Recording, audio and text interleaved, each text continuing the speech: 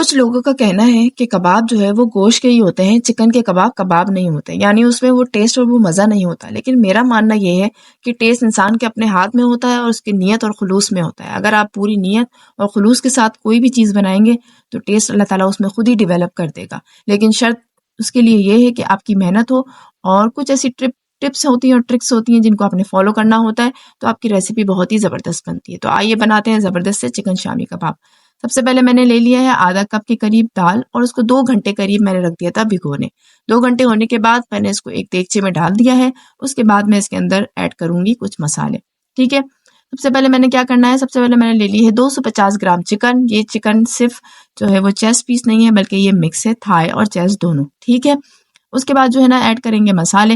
سب سے پہلے آپ نے کیا کرنا ہے، 1 ٹیبل اسپون بھر کر آپ نے ایڈ کرنا ہے اس کے اندر جنجر گارلک پیسٹ. آپ چاہے تو ثابت بھی ایڈ کر سکتے ہیں، کوئی ایسا ایشو نہیں ہے.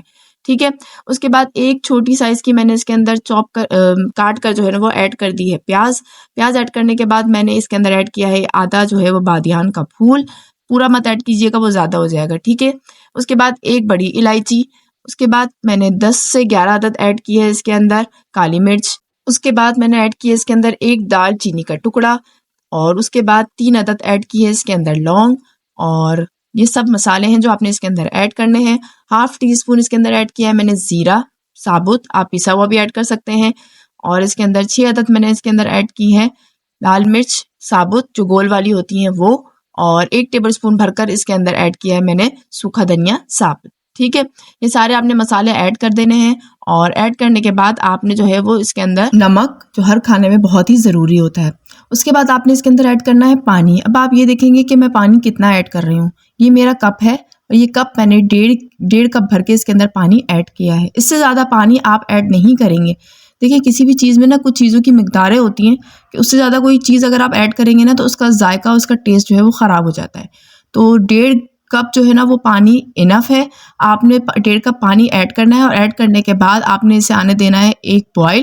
یہ جیسے ہی بوائل آئے گا ہم نے اس کو کیا کرنا ہے، اس کو ڈھکن رکھ کر ہم نے اس کو دم والے فلیم پر اس کو چھوڑ دینا ہے. ٹھیک ہے، آپ نے پہلے تیز فلیم پر جو ہے یہ کام کرنا ہے بوائل آنے کا، اور جیسے ہی بوائل آئے گا آپ کا فلیم ہو جائے گا دم والا، اور دم والے فلیم پہ ہی آپ نے یہ کام کرنا ہے اور پانی کو پورا سکھا لینا ہے.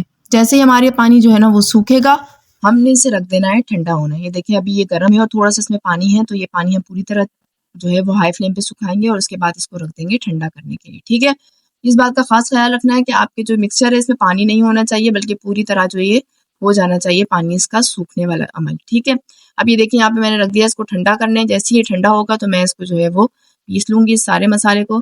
یہاں پر آپ کو ایک بات بتا دوں، ہم نے یہاں چکن نکال کر الگ نہیں کر رہی بلکہ میں یہ اس کے ساتھ ہی اس میں پیس رہی ہوں.